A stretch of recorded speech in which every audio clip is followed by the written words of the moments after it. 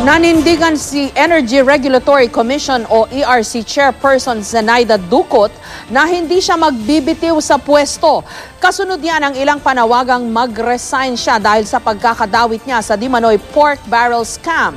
Isa si Ducot sa mga sinampahan ng reklamong malversation of funds, direct bribery at graft and corruption sa ombudsman.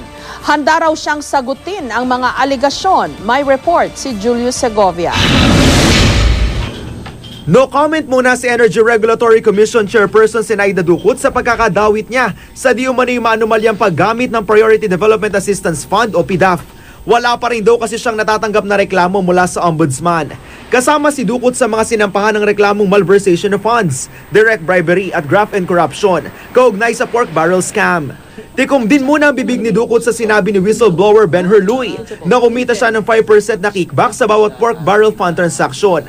Sa bagong pahayag ni Luy na ibinigay sa otoridad, binanggit niya ang 7 dating kongresista, 6 dito. Si Ducot daw mismo ang nag-ahente para mapunta kay Janet Lim Napoles ang pork barrel ng mga ito. Gustuhin ko mang sumagot, punto por punto, hindi ko magawa dahil wala pa akong basihan. Pero in due time, sasagot ako. At I'm willing and open to an investigation. Dahil sa mga bagong isiniwalat ni Luy, nanawagan tuloy ang ilang senador kay Ducot na mag-resign. Dapat nag-resign yan kahapon pa, ano? Ngayon, kung ganyan, titingnan natin. Sabi ko nga, mag-apply lang tayo palagi ng political pressure.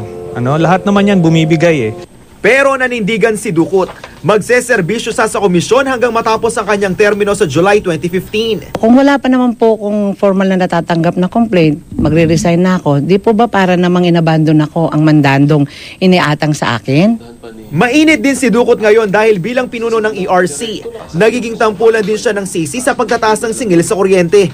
Tiniyak ni Ducot na dadalo siya sa pagdinig ng Senado kaugnay sa all-time high power rate hike bukas para ipaliwanag na walang papel ang komisyon sa tasingil sa generation charge. Hiling din niya sa mga dating kapwa mambabatas na maging patas sa mga gagawing pagdinig. Give me naman the chance of due process. Abogada din po ako, alam ko naman din po na meron din po na mga akong karapatan sa batas na for due process. Ready naman po kami dahil wala naman po kami tinatago dito sa ERC.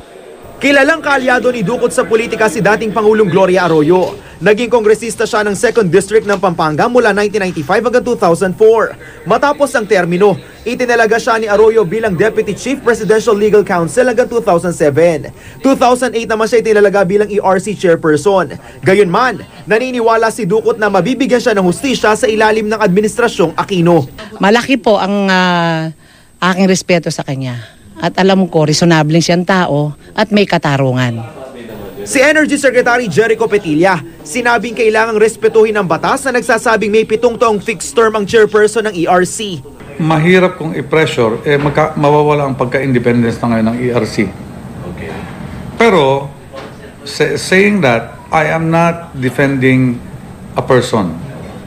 I am simply defending the position that it remains independent. Ang palasyo naman, ipinauubaya raw kay Ducot ang desisyon kung magbibitiw o hindi. Julius Segovia, GMA News.